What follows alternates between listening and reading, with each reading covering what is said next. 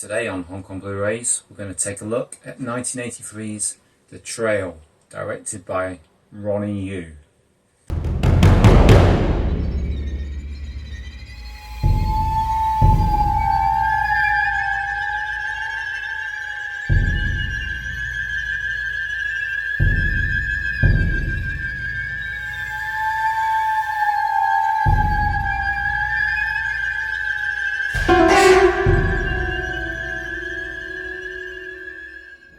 Welcome to HKB. I'm Shaz. I'm Leon. So, The Trail was one that you fancied. What did you think? Initial first impression, I enjoyed it quite a bit. Yeah, it kind of landed exactly what I thought it would do. Right. You know, I like these sort of hopping vampire, sort of horror, sort of adventure, come comedy with a little bit of mystery films. You know, that genre, that old genre. No, this was good. I mean, Ronny Yu film, and I really like him as a director. I've done for a long time. Such a varied output. You know, you got like stuff like Bride of White Hair, all the way to Bride of Chucky, and so on. So Fearless, Right. Jet Li. Yeah. And it's nice to dip into some of his back catalogue. I mean, not really seen an awful lot of his back catalogue. I've seen Legacy of Rage with Brandon Lee, but this looked right up my street. Yeah. And I think it was, you know, the story. It was about some opium smugglers that were using hopping corpses to smuggle opium.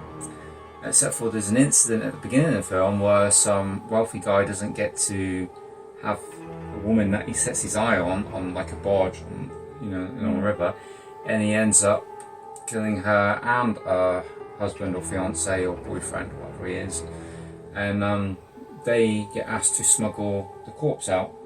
Yeah.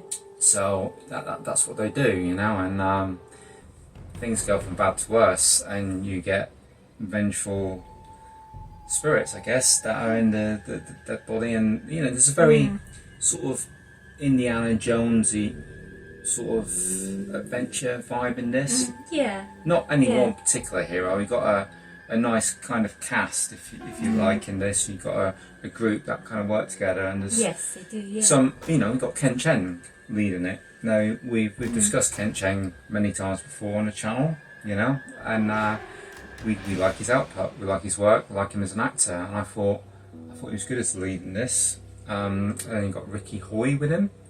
You know, we like all the Hui brothers, and Ricky is particularly funny, and he's got his own charm. And then also part of the team delivering the kung fu side of things, we've got CHUNG FAT, who you know, big SAMMO HUNG regular, you know, part of his stunt team, and we've also got Morris, part of Jackie Chan's stunt team, in there as well. And he has something to do with the action in this. Right. Though it's not like massive on the martial arts, you've got a nice mix of gore, you've got a nice mix of effects. It feels like a very playful film, you know, like Ronnie was being a bit experimental with it. Yeah, I think we said that after we finished watching it, that we felt like they were pushing the envelope of effects for the time, weren't they? Yeah, I mean, bear in mind this is 1983, and you look what other studios might have been doing at the time. I think this might have been, you know, different to what was around. I think audience might have gone, "Oh, this is, you know, might have felt like a blockbuster back then." You might not think it looking at it now, but I can imagine that back then that it would be quite an eye opener. Oh, this is cool, you know. Yeah. I mean, something got Ronny Yu catapulted into the director that he is today, and I think it's through doing work like this on films like this, and you know, I really enjoyed the atmosphere. I always look for a lot of atmosphere in these type of films, and if that captures me, then I'm sold. And I think it helped a lot. As I was watching it, I was listening to the soundtrack.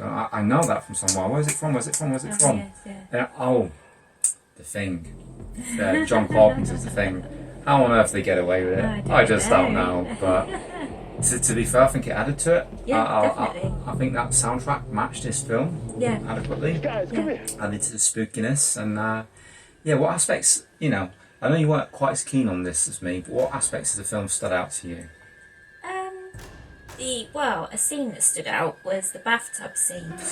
Yeah. Where was it Kent Cheng? Yeah. ends up trying to hide, and someone's coming into this bathroom. There's a nice lady in the bathtub. I think it's Tanny Tierney. Yes. It was yes. in quite a lot. It's been a lot short by the films, especially the saucy ones. And so he jumps in the bathtub with his legs sticking out, and then the guy that comes in thinks it's Tanny's feet, and he's sort of tickling them and stroking them. Yeah, and Kent Cheng's under the water.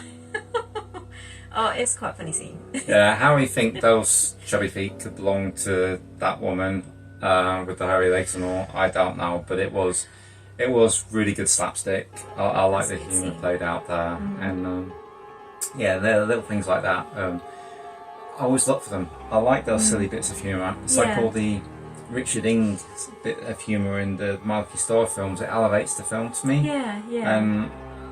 Again with this, I know some people are not so keen on the humour in these films, but I must be a little bit childish and juvenile because it really hits the spot for me.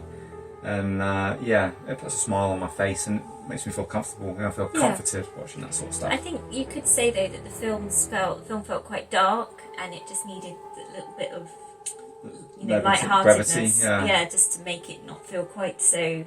Yeah, it did have heavy. Did have a bit of darkness to it. Some good monstrous effects and stuff, and there was a couple of bits that were a bit unexplained. Like one of the troop members ends up disappearing. I'm not supposed we were supposed to presume that he was dead or not. Won't say who. We don't want to ruin it. Yeah, but somebody's oddly absent after a certain scene, and but you know, I like all these sort of films, and this one's no exception. You know, I'm ready to score this one now. Do you want to score it? Have you got anything else you'd like to tag on? No, I think we've covered everything. Okay. Thank you. So for me, this one's a solid 7.5 out of 10. Really enjoyed it. I'm scoring 6.5 out of 10. So that's still not bad.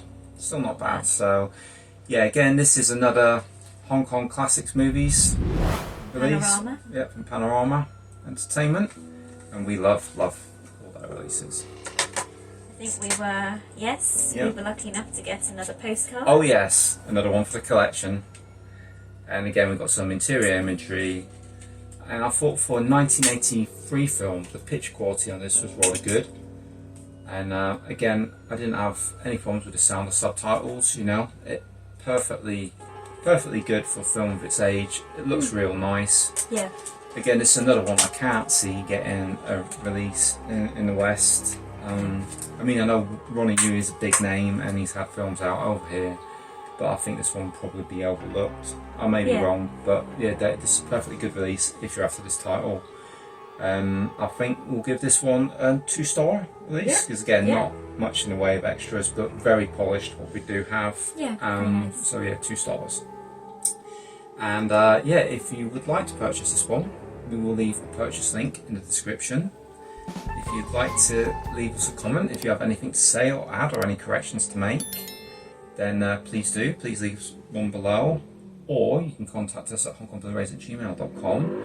It's really nice to have you guys with us. We're always so chuffed that people take the time out to watch our videos. It's really nice of you guys, and hopefully we'll see you guys next time.